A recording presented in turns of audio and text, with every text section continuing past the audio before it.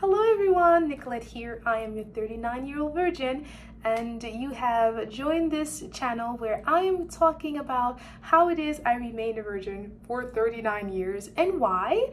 I am doing this vlog because I want to share with the world, especially young women, young men who are thinking about losing their virginity because of the pressure that they're having from family members, peers, friends, relatives, whoever, and just trying to encourage them to hold on.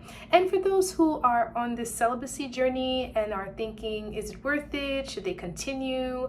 I'm just going to give some of my tips on how I managed to be where I am and why. So today's episode, I will be talking about the fact that when people hear me talk about I'm still virgin, I've never been in a relationship, I've never had a boyfriend, they always say I've missed my opportunity. Like, how do I know that I haven't passed up like the greatest guy? And so this episode I'll be talking about how I know I have not met Mr. Right yet. Well, maybe until now. Welcome again. If you want to follow me and subscribe to my channel, do so, and click on the little bell so you can get any notification when I do upload videos. I upload every Saturday and different times during the week, and so you'll know when I upload. So let's get into what I think about the notion I possibly have missed the opportunity to meet Mr. Right.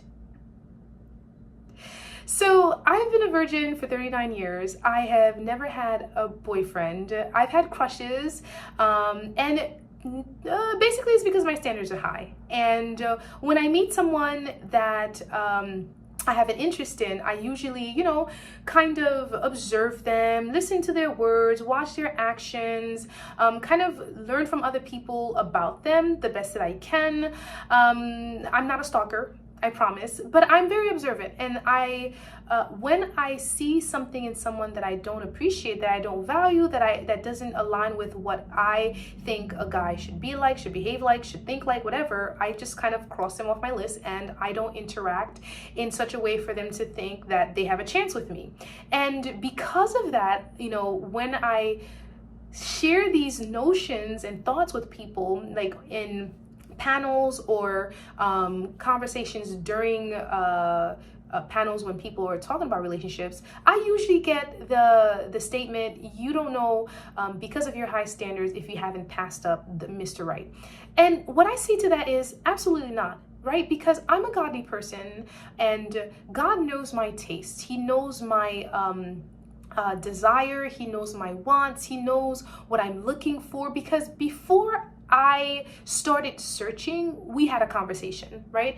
I got my taste from biblical standards. I got my taste from, experiences that I have had that God was a part of, right? And so when I make the notion in my head that I don't like this trait, I don't like this attitude, I don't like this temperament, I don't like this behavior, this is something that is imprinted in my spirit, in my mind, in my soul, and this is something that I have had a conversation with God about, and the reasons behind which I don't prefer it, I don't like it. And a lot of the feelings I have come from His Word.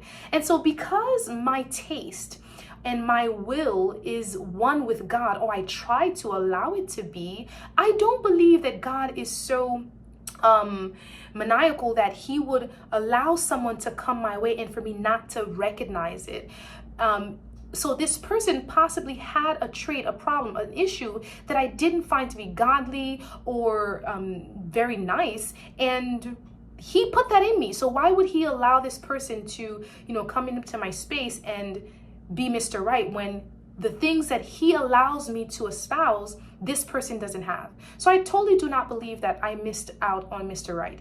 Any young man that because of my attitude did not find the courage to approach me, did not have what it takes to feel adequate enough to come into my circle and speak to me, you were not meant for me. Right? I'm not going to, reminisce or ponder on the notion that, oh, I'm being too critical, I'm being too, uppity, I have too much of a high standard. Those standards were set by God. So if God finds a man that he wants me to have interest in, he will find a way to allow me to see that, allow the gentleman to see me in such a light where he approaches me and we talk.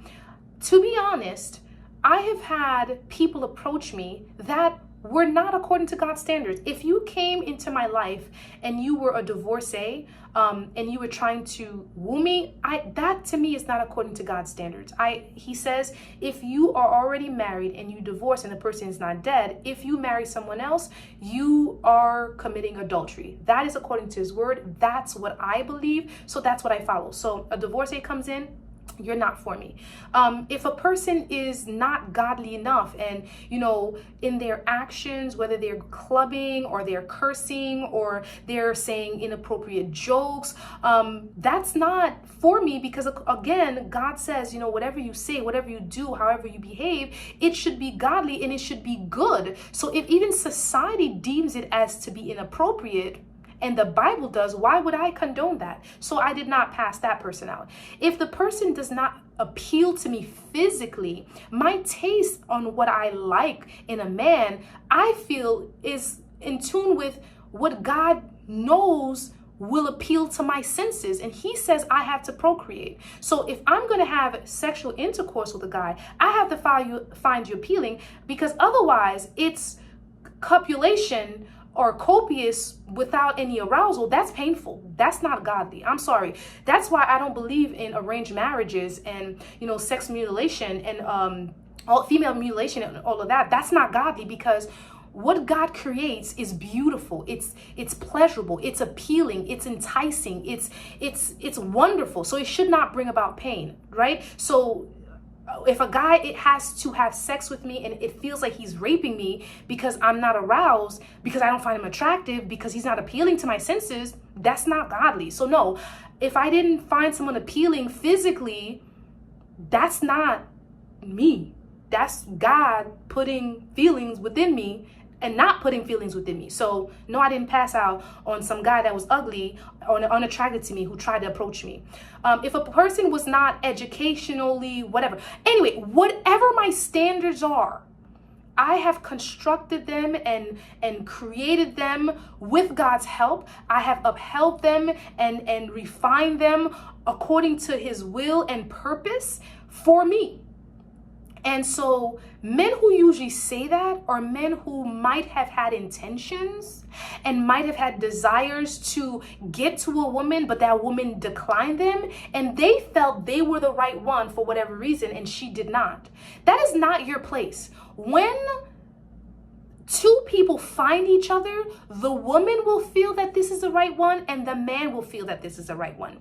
Both of them will agree that they have found each other for whatever reasons they have set already aside. And that's why people who say you shouldn't have standards, you shouldn't have a list, I think that's baloney, to be honest, because you have to go off of something. You cannot make the rules as you go along. You and God have to have a conversation. You and yourself have to have your standards and values and wants and desires beforehand, because if you go along with the flow and your desires and attitudes are being shaped by the experience that you're having, it doesn't stand on anything, because then it could change. Standards, values, principles do not change willy-nilly like that, right? So whatever standards I have established for myself have developed over time, and that person, he needs to fit in them. And if we're going to change, we can change together. It's true. I have the possibility of changing my mind, but it doesn't usually happen that easily. People don't change that easily. Only God allows for change.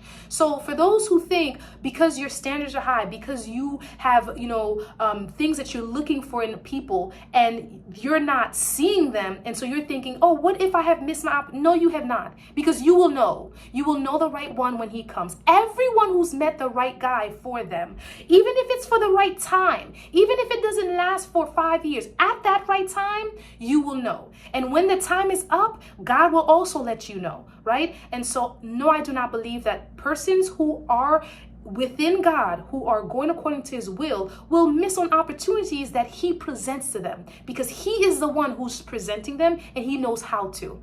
So that's what I think. What do you think? Do you believe that people miss out on their opportunities to meet the right one? Let me know.